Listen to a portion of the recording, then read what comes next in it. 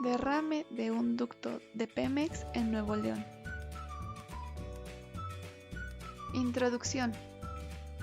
El petróleo crudo es una mezcla de hidrocarburos y estos a su vez son compuestos orgánicos formados únicamente por átomos de carbono e hidrógeno.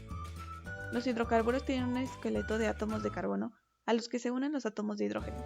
Y como sabemos, el agua es H2O, o sea, tiene 2 átomos de hidrógeno por cada átomo de carbono. En las tablas correspondientes se pueden observar la configuración electrónica y la capa de valencia de cada uno de los elementos relacionados a esta problemática. El oxígeno, al estar en la ubicación superior derecha de la tabla periódica, tiene más electronegatividad que el hidrógeno y que el carbono, porque esta propiedad química aumenta de izquierda a derecha y de arriba a abajo. De igual manera se observan las estructuras de Lewis del hidrógeno, del oxígeno y del carbono. Las moléculas del agua se unen mediante enlaces covalentes polares y la de los hidrocarburos por enlaces covalentes no polares.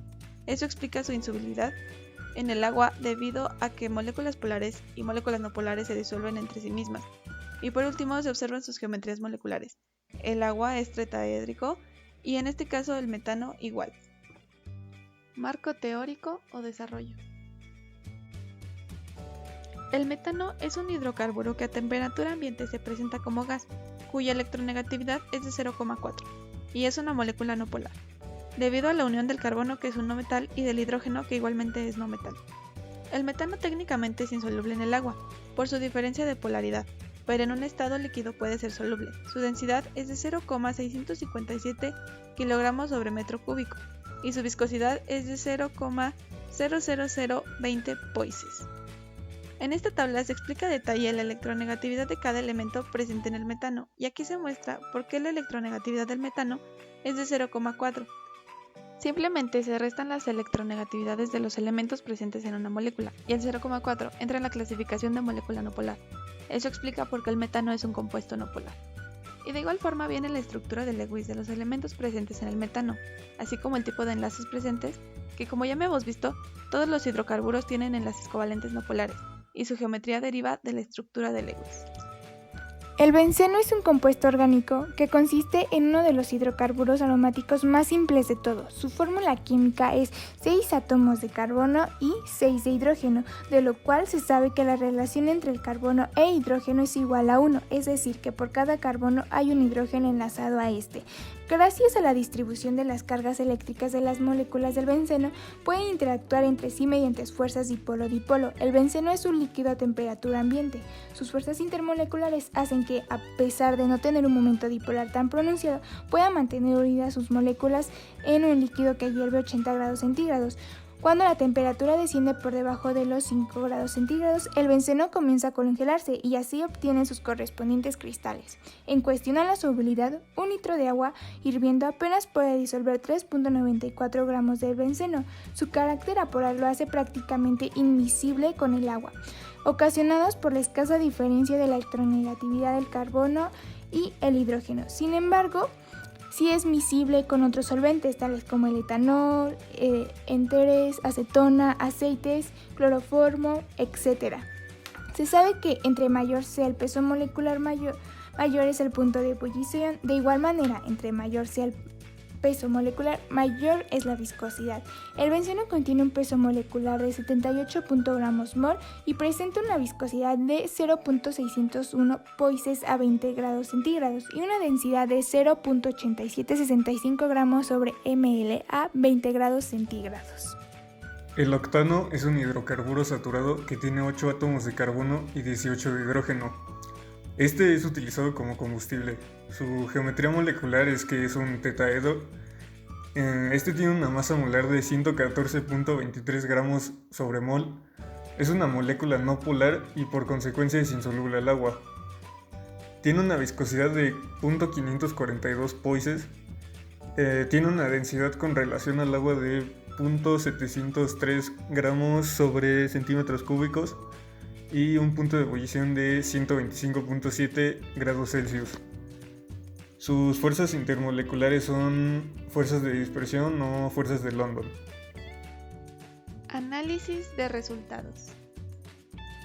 En primera instancia, proponemos que se deben realizar estudios de calidad del agua que permitan conocer las concentraciones de contaminantes generados por la refinería en todos los ríos y pozos de agua utilizados para el consumo humano, la siembra y el ganado ubicados en las localidades del municipio. Hay en mente varios métodos los cuales pudieran solucionar este problema, como hongos o ciertas plantas que pudieran descomponer los contaminantes de los hidrocarburos, o una nanomembrana que separe el petróleo del agua. Pero esta ocasión nos centraremos en la ampliación de la propuesta de los diversos hongos y plantas. Estas actuarían como agentes que aceleran la descomposición de diversos contaminantes, por mencionar a los fungi. Estos producen alrededor de 120 enzimas, muchas de las cuales descompondrá una serie de toxinas de hidrocarburos. También se considera la caña de Castilla.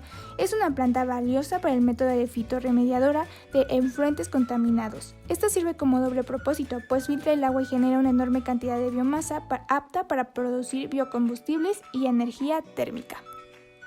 Bueno, ¿cuáles son las tendencias de las propiedades de las sustancias que analizamos?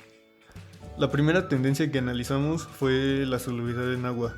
Aunque todos los hidrocarburos no son 100% solubles en agua, debido a sus fuerzas moleculares que son no polares, observamos que algunos pueden llegar a ser solubles con ciertos cambios, como es la temperatura del agua. Otra tendencia que analizamos fue que entre mayor es el peso molecular que tenemos en gramos sobre mol, mayor es la viscosidad de las sustancias que investigamos en POISES. También observamos el mismo comportamiento con el punto de ebullición. Al igual que con la viscosidad, cuando el peso molecular es mayor, también aumenta el punto de ebullición en grados Celsius, y esto es que son directamente proporcionales. Los puntos de ebullición de estas sustancias cambian dependiendo de estas tres características, que son la masa molar, la polaridad y las fuerzas intermoleculares. Cada una está interconectada debido a que los cambios afectan a la otra. En estos casos las fuerzas son apolares y eso significa que entre mayor sea la masa molar de la sustancia, las fuerzas de dispersión serán mayores y por consecuencia las sustancias tendrán un mayor punto de ebullición. Igualmente, lo que determina la intensidad de las fuerzas moleculares es la polaridad. Entre más polar sea la molécula, mayor será la intensidad de las fuerzas. En este caso, como las moléculas son apolares, las fuerzas moleculares de estas sustancias son bastante débiles. Conclusiones. Toda esta problemática de la refinería sin duda ha afectado de manera visible y cualitativa la calidad del aire, el agua en su entorno inmediato. Pienso que todas estas consecuencias arraigadas del derrame de hidrocarburos pueden tener varias complicaciones en la salud de los residentes del municipio, tales como producir cánceres, alteraciones genéticas, afecciones cardíacas. De igual manera, un sector que se verá afectado sería la economía de aquellos que se dedican al cultivo, la siembra y el ganado se verán seriamente afectadas.